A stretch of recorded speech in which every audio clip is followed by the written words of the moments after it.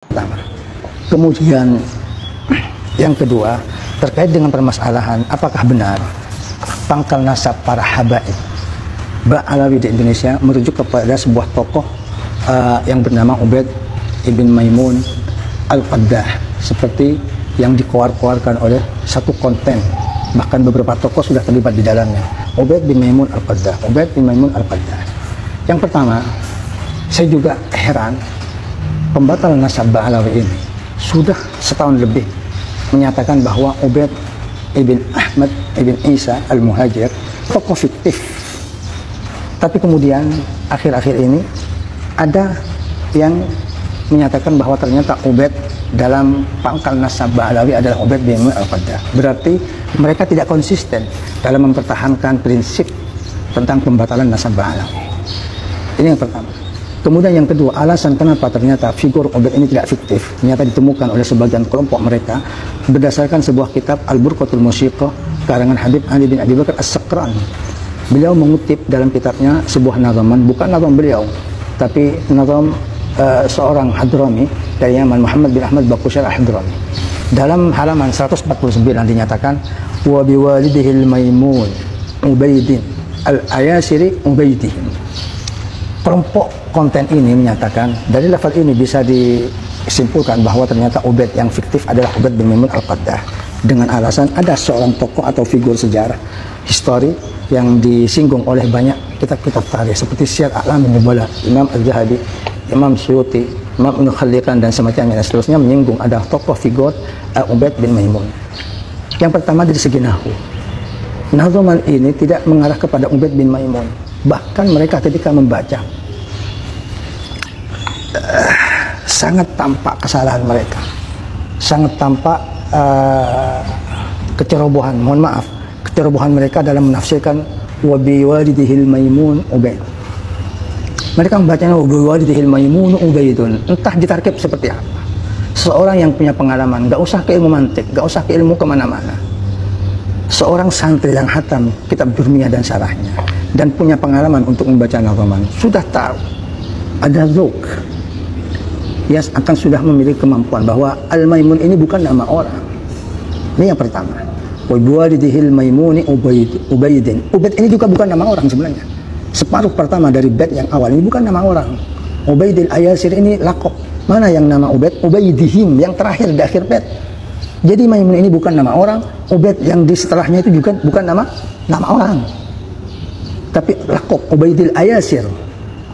Kalau digabung Al-Maimuni Ubaidil Ayasir. Ubaid inilah yang nama terakhir. Ubaidihim.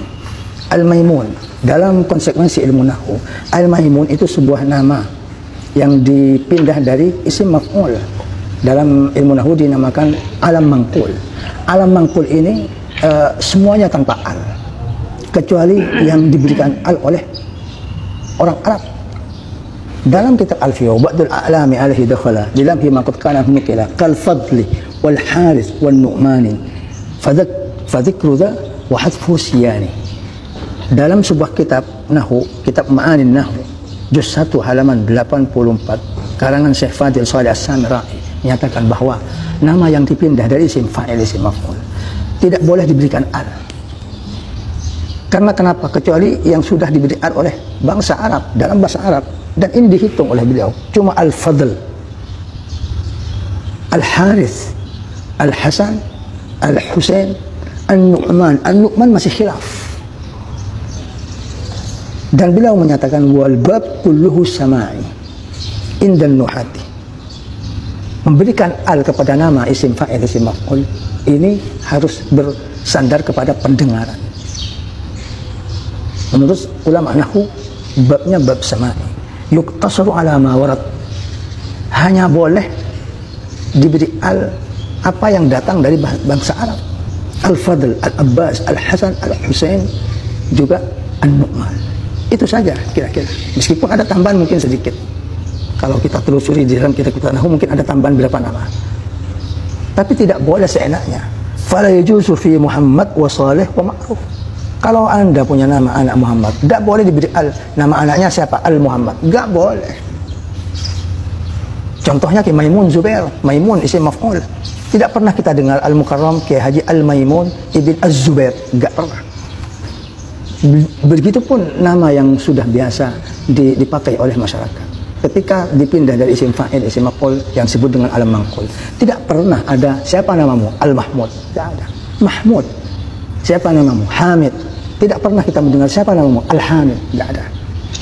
Ini yang pertama. Kemudian Ubaid yang di samping Al-Maimun ini bukan nama, ini laqab, julukan kehormatan. Ubaidil Ayasir. Apa makna Ubaidil Ayasir? Ubaidil Ayasir adalah penghamba kemudahan-kemudahan. Artinya Ubaid dalam nasab Ba'lawi ini adalah pegiat kemudahan-kemudahan yang selalu memudahkan urusan dalam berakhlak dan berinteraksi sosial kepada masyarakat sekitarnya.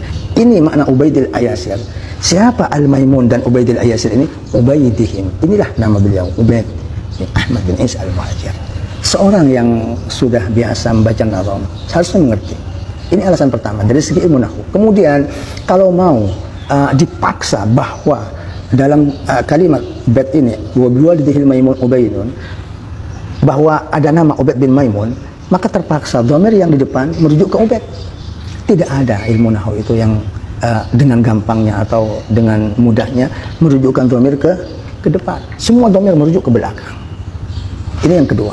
Kemudian kalau ini dipaksa dari lafal biwalidihil Maimun Ubaid ternyata ada keluar Ubaid bin Maimun, maka bait-bait nadhaman sebelumnya dan selanjutnya ini akan rusak semua. Coba dari sebelumnya biwalidihis Sufi Ali, apakah kita akan berasumsi dalam nasab Ba'lawi ada Ali bin Sufi? Kita pakai kaidah pemilik konten ini bahwa dari biwalidihil Maimun Ubaid ada Ubaid bin Maimun. Demikian harus konsisten. Biwalidihis Sufi Ali, ada Ali bin Sufi. Kemudian biwalidihil Ali Alawi, ada Alawi bin Ali. Padahal kita tidak pernah mendengar apakah ada Ali bin Sufi dalam nasab Ba'lawi, apakah ada Alawi bin Ali dalam kitab As-Sufi. Ini yang kedua. Yang kemudian juga termasuk dibuat alasan bahwa Ali ini, Ali apa katanya? Apakah tinggi pangkatnya? Kenapa dipermasalahkan? Sepupu Nabi dan mantunya Ali juga bermakna tinggi. Kenapa ketika nadhaman ini menulis biwalidihil Ali, pemilik konten ini berasumsi bahwa ini adalah asumsi tanpa dasar. Buktinya Al-Ali, Al-Ali bermakna tinggi. Tinggi apanya? Yang maha tinggi itu Allah. Siapa yang nggak tahu bahwa yang maha tinggi satu-satunya adalah Allah? Tapi ada beberapa sifat, beberapa nama bisa dipakai oleh makhluknya. Ali sendiri, Ali bin Abi Thalib, Ali bermakna Ali. Seperti di ujung ayat kursi, wahwal aliyul azim. Apa bedanya? Ali bin Abi Thalib, Allah Maha Ali. Ali bin Abi Thalib juga dalam pangkat kemanusiaannya, dalam derajat kemanusiaannya dia juga tinggi dan istimewa dibanding dengan manusia-manusia yang lain. Jadi kalau Ali ini bermasalahkan maha besar apanya, Ali bin Abi Thalib juga masalah. Kenapa Abi Thalib sepupu Nabi bernama Ali? Ali apanya? Apakah itu berarti menyaingi kebesaran Allah Subhanahu wa ta'ala? Hasya wa kalla. Ayolah kita baca kitab dengan benar. Orang membaca kitab itu perlu kecerdasan sehingga tidak menjadi pembaca yang mengacak-acak tujuan muallif. Tidak pernah ada faham baik ini, tidak pernah bermasalah faham baik dalam kitab. Yang bermasalah pembacanya yang mempunyai faham jelek. Nah, kitab ini Al-Burqatul Musyiqah ditulis oleh Ali bin Abi Bakar As-Sakran, Habib Ali bin Abi, dalam rangka menguatkan nasab Ba'lawi. Dari depan kalau sampean menjadi pembaca yang pintar, ada sinyal-sinyal yang menguatkan sebenarnya bahwa nasab Ba'lawi ini seperti yang kita kenal, seperti yang masyhur kita baca di kitab-kitab. Tidak pernah ada masalah dalam nasab mereka. Nah, ini justru sebaliknya, nadhamannya dipelintir maknanya. Bahkan taklik atau komentar Ali bin Sakran yang menguatkan bahwa Ubaid yang dimaksud dalam nadhaman ini adalah Ubaid bin Ahmad bin Isa Al-Muhajir, mereka pelintir maknanya. Inilah pokok pencangkokan. Dari mana mereka mengambil keputusan bahwa Ali bin Abi Bakar As-Sakran mencangkokkan nasab? Dari mana? Ini sebuah pengkhianatan keilmuan. Seorang muallif kitab berbicara ke barat, mereka maknai ke timur. Ini sebuah kejorokan dan kebodohan, mengacak-acak kitab para ulama. Ini prinsip yang dapat saya jawabkan. Kemudian menurut pertanyaan yang disodorkan kepada saya, bahwa pemilik konten yang menyatakan bahwa Ubaid dalam nasab Ba'alawi adalah Ubaid Al-Maimun, juga mendasari ilmu qiyafah. Lagi-lagi saya tidak bisa menjawab kecuali dengan kalimat la haula wala quwwata illa billahil aliyyil azim. Konsekuensi keilmuan memang sangat jarang ditemukan pada figur masa.